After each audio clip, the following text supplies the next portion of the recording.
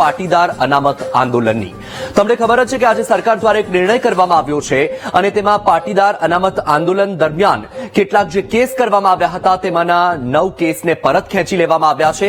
તમને જણાવી દઈએ કે હાર્દિક પટેલ, અલ્પેશ કથિરિયા સહિતના જે અગ્રણીઓ હતા કે જે આંદોલન સમયે આગળ પડીને કાર્ય કરી રહ્યા હતા અને તે સમયે રાજદ્રોહ સહિતના કલમ 307 જેવી ગંભીર કલમો સાથે કેસ નોંધવામાં આવ્યા હતા।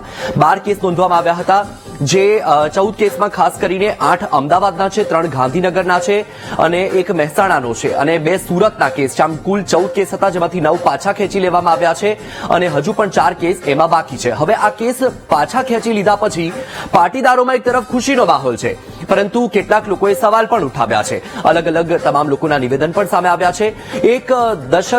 એક દાયકો વીતવા આવી ગયો છે। 2015માં અનામત આંદોલન થયું હતું, 2025 આવી ગયું છે। કેટલાક જે ક્રાંતિકારી હતા કે કાર્યકર્તા કહી શકીએ તે લોકો હવે આંદોલનથી નીકળીને રાજકારણમાં પણ પ્રવેશી ચૂક્યા છે। ઘણું બધું બદલાઈ ગયું છે। આખા આંદોલન દરમિયાન શું થયું, કેટલીક એવી વાતો છે કે જે આપણે વિસ્તારપૂર્વક સમજીશું। પહેલા આપણે ગ્રાફિક્સના માધ્યમથી આંદોલનની કેટલીક મુખ્ય વાતોને જોઈ લઈએ કે પાટીદાર આંદોલન ક્યારે થયું, શું થયું, એ તમામ જે વિગતો છે એ પહેલા આપણે મુખ્ય મુદ્દા પર નજર કરીએ તો પાટીદાર અનામત આંદોલન વર્ષ 2015માં પાટીદાર અનામત આંદોલન થયું હતું। તારીખ 6 જુલાઈ 2015 થી 14 જાન્યુઆરી 2019 સુધી સરકારની સાથે ઘર્ષણ ચાલ્યું। એમાં કારણ હતું પાટીદાર સમાજ માટે અન્ય પછાત વર્ગનું આરક્ષણ, એટલે કે અનામતને લઈને આંદોલન કરવામાં આવ્યું હતું। 14 મૃત્યુ થયા હતા, ઓછામાં ઓછા 27 નાગરિકો અને 203 પોલીસ જવાનો ઈજાગ્રસ્ત થયા હતા। જ્યારે આંદોલન વધારે વકર્યું અને તે સમયે તોફાનો થયા હતા, તોડફોડ થઈ હતી, સંપત્તિને નુકસાન થયું હતું, અનેક વાહનો, 200 કરતા પણ વધુ બસ અને સમગ્ર ગુજરાતમાં જાહેર મિલકતને પણ નુકસાન થયું હતું। અમદાવાદમાં 12 કરોડ, રાજકોટમાં 1.47 કરોડ અને પોલીસ વિભાગને 200 કરોડ રૂપિયાનું નુકસાન થયું હતું। સુરતમાં પણ કરોડો રૂપિયાનું નુકસાન થયું હતું। 650 જેટલા લોકોની એ સમયે ધરપકડ પણ કરવામાં આવી હતી, જેમાંથી કેટલાક લોકોને છોડી દેવામાં આવ્યા હતા। હવે આપણે આ જે આખા મુદ્દાઓ હતા કે અનામત આંદોલન દરમિયાન શું થયું, હવે આપણે આગળ વાત કરીએ। પાટીદાર આંદોલનનો જે આખો ઘટનાક્રમ છે, જે આખી ટાઈમ લાઈન છે કે આંદોલનની શરૂઆત કેવી રીતે થઈ, આંદોલન કેવી રીતે આગળ વધ્યું અને ક્યારે આંદોલનનો અંત આવ્યો, ગ્રાફિક્સના માધ્યમથી પણ આપણે સમજવાનો પ્રયત્ન કરીશું અને આખી ટાઈમ લાઈનને વિસ્તારપૂર્વક સમજીશું। તો 25 ઓગસ્ટ 2015ના રોજ જીએમડીસીમાં પાટીદારોની રેલી અને હાર્દિકની અટકાયતને બાદ વધુ આક્રમક તોફાનો થયા। એટલે કે જીએમડીસીમાં પહેલા એક સભા મળી હતી અને ત્યારબાદ એક રેલીનું આયોજન કરવામાં આવ્યું હતું અને ત્યારે હાર્દિક પટેલની અટકાયત કરવામાં આવી અને પછી તોફાન વધ્યા। 26 ઓગસ્ટ 2015ના રોજ વધારે તોફાન આગળ વધ્યું। 27 ઓગસ્ટ 2015ના રોજ પોલીસની બર્બરતા સામે હાઈકોર્ટમાં પિટિશન અને લશ્કર બોલાવવામાં આવ્યું કે જ્યારે તોડફોડ થઈ, પોલીસ પણ આક્રમક મૂડમાં હતી। 30 ઓગસ્ટ 2015ના રોજ પોલીસ ફાયરિંગમાં મોતને ભેટેલા શ્વેતાંગની અંતિમ વિધિ કરાઈ હતી। ત્યારબાદ 22 સપ્ટેમ્બર 2015ના રોજ બાયડમાં સભા થઈ અને હાર્દિક લાપતા હતો। તે સમયે હાઈકોર્ટમાં હેબિયસ કોર્પસ અને 24 કલાકમાં હાર્દિક હાજર થઈ ગયા।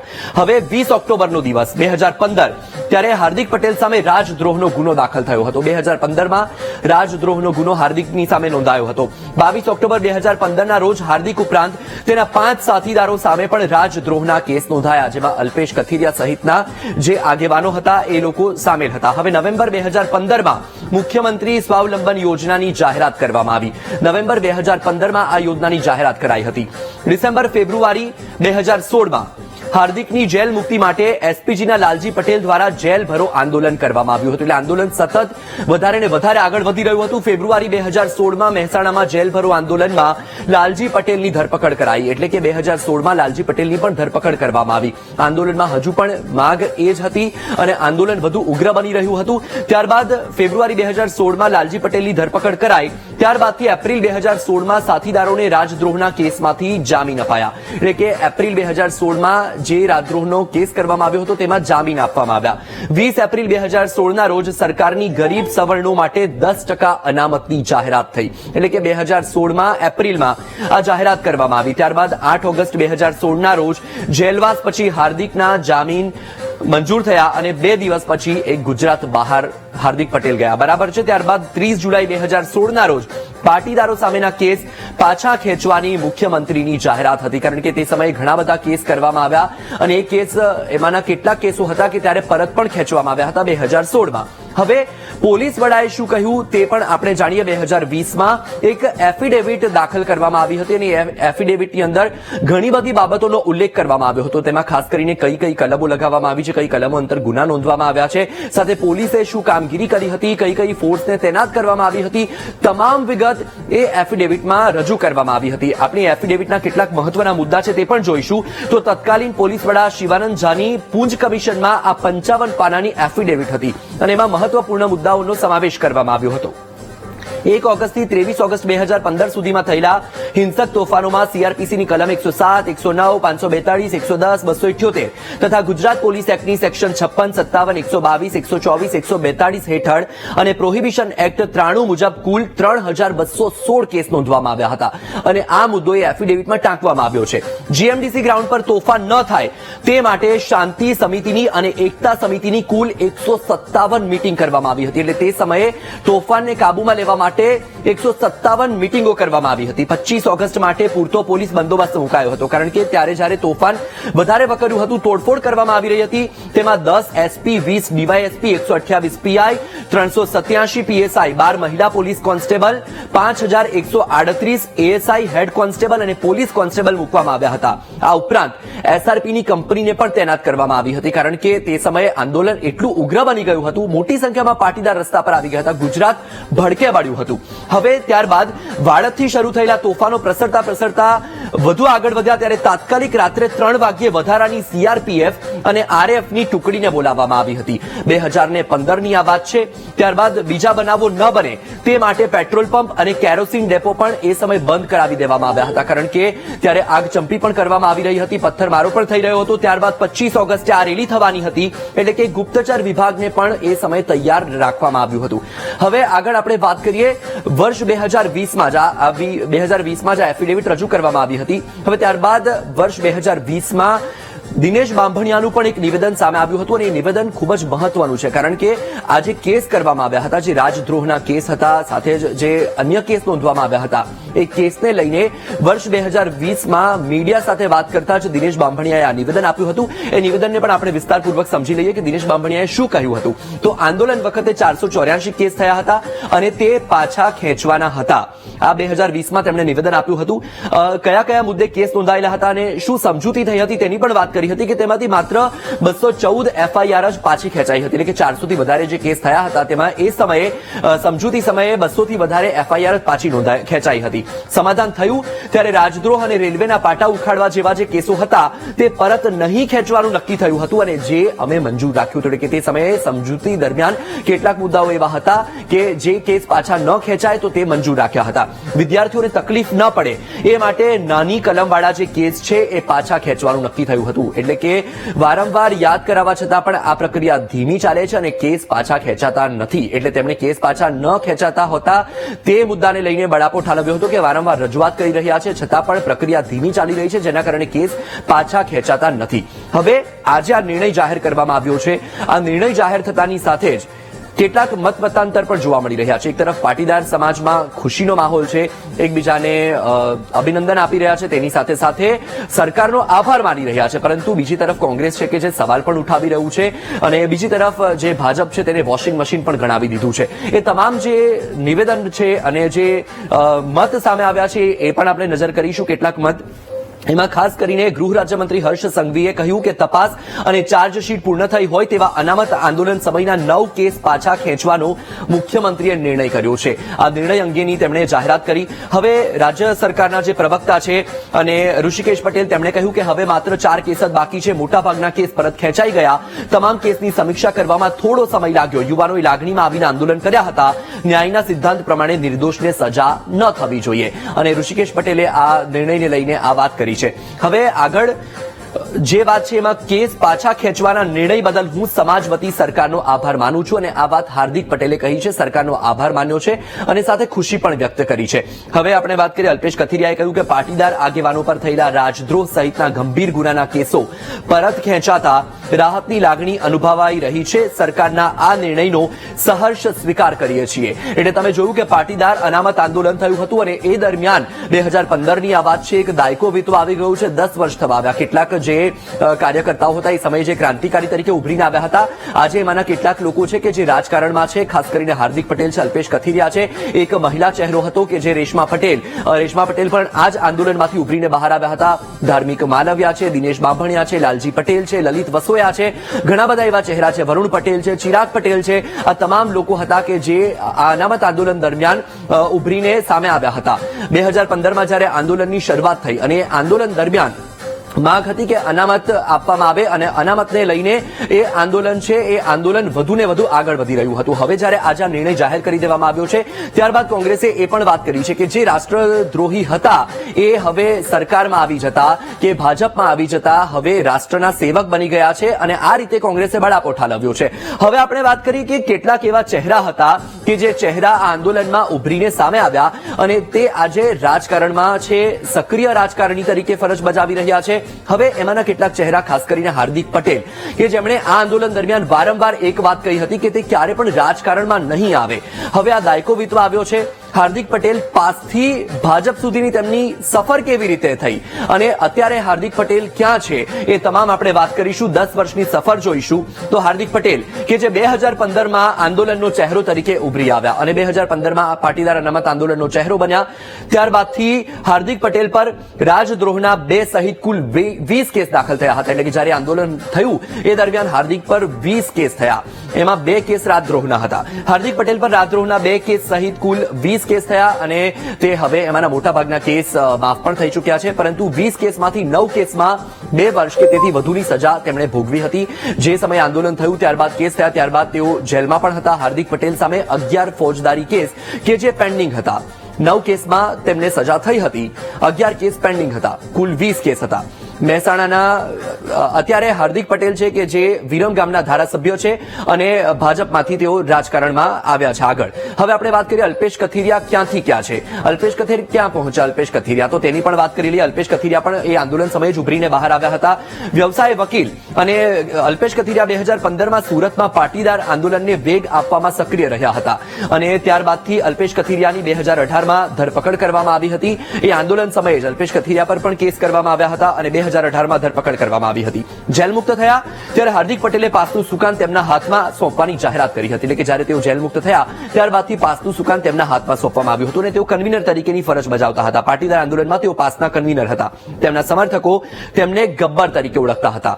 હવે રાજદ્રોહ, જાહેરનામાનો ભંગ અને પરવાનગી વગર કાર્યક્રમ આપવા જેવા ગુનામાં અંદાજે 15 જેટલા કેસો, કુલ 18 મહિનાથી વધારે સમય તેમણે જેલમાં ગાળ્યો છે.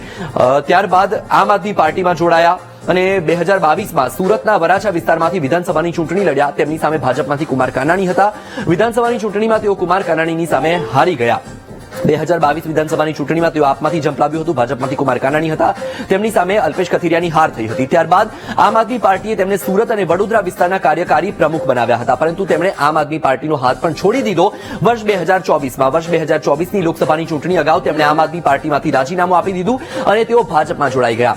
ત્યારબાદ દિનેશ બાંભણિયાનું શું થયું તેની પણ વાત કરીશું. કારણ કે આ જે ચહેરાઓ છે, આ ચહેરાઓ આમ જે ત્યારે આંદોલન હતું, અનામત આંદોલન, એ સમયે જ ઉભરીને બહાર આવ્યા હતા અને એ સમયે ચર્ચાનું કેન્દ્ર હતા અને આંદોલનને વેગ પણ આપવામાં તેઓ સફળ રહ્યા હતા. હવે અત્યારે દિનેશ બાંભણિયા ક્યાં છે, શું કરી રહ્યા છે તે પણ આપણે વાત કરીશું. ગ્રાફિક્સના માધ્યમથી તે પણ વિસ્તારપૂર્વક સમજીશું. તો પાટીદાર અનામત આંદોલન સમિતિનું મોટું નામ છે અને એક સિનિયર નેતા તરીકે તેઓ ત્યારે જવાબદારી નિભાવી રહ્યા હતા. વર્ષ 2017 વિધાનસભાની ચૂંટણી સુધી ખૂબ જ સક્રિય રીતે આંદોલન સાથે જોડાયેલા હતા. પરંતુ 2017માં જ્યારે વિધાનસભાની ચૂંટણી આવી તેના એક દિવસ અગાઉ જ તેઓ પાટીદાર અનામત આંદોલન સમિતિથી અલગ થઈ ગયા. પરંતુ તેમણે કોઈ રાજકીય પક્ષનો છેડો ન પકડ્યો હતો, કોઈ પણ રાજકીય પક્ષમાં ન જોડાયા. સમિતિથી અલગ થયાના એક દિવસ બાદ હાર્દિક પટેલ અને કોંગ્રેસ વચ્ચે અમુક પ્રકારની સમજૂતી થયાનો આરોપ લગાવ્યો. હાલ પાટીદારોની ખોડલધામ સંસ્થાના તેઓ ટ્રસ્ટી છે. હવે જે રીતે મેં તમને પહેલા કહ્યું કે એક મહિલા ચહેરો રેશમા પટેલ કે જે આંદોલન સમયે જ ઉભરીને બહાર આવ્યા હતા. રેશમા પટેલે પણ અનામત આંદોલન સમયથી અત્યારે રાજકીય સફરમાં તેઓ કેવી રીતે આગળ વધ્યા અને કઈ રીતે એક રાજકારણી તરીકેની ઓળખ પણ પામ્યા તેની પણ આપણે વાત કરીએ. આ તમામ ચહેરાઓની એટલા માટે આપણે વાત કરી રહ્યા છીએ કે આ તમામ ચહેરાઓ આંદોલન સમયે સક્રિય હતા અને આંદોલનને વેગ આપવામાં સફળ થયા હતા.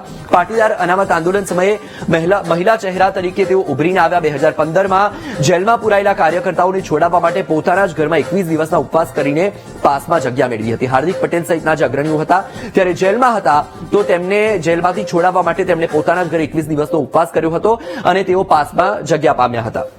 2017ની વિધાનસભાની ચૂંટણી પહેલા તેઓ અને પાસના બીજા નેતાઓ ભાજપમાં જોડાઈ ગયા હતા. એટલે કે 2017માં જ તેમણે કેસરિયા કરી લીધા હતા.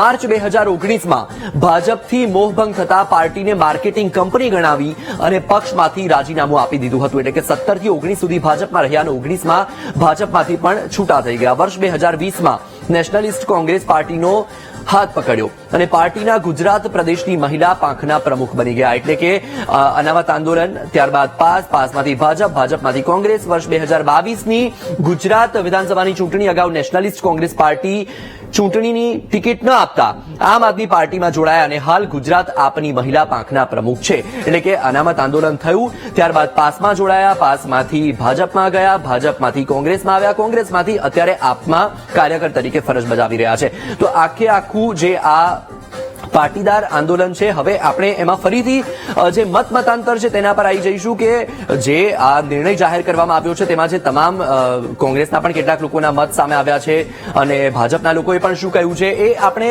ગ્રાફિક્સના માધ્યમથી સમજીએ. હર્ષ સંઘવીએ કહ્યું કે તપાસ અને ચાર્જશીટ પૂર્ણ થઈ હોય તેવા અનામત આંદોલનના સમયના 9 કેસ પાછા ખેંચવાનો મુખ્યમંત્રીનો નિર્ણય છે. મુખ્યમંત્રી આ નિર્ણય કર્યો છે અને તે નિર્ણયને હર્ષ સંઘવીએ જાહેરાત કરી. હવે ઋષિકેશ પટેલે કહ્યું કે હવે માત્ર 4 જ કેસ બાકી છે.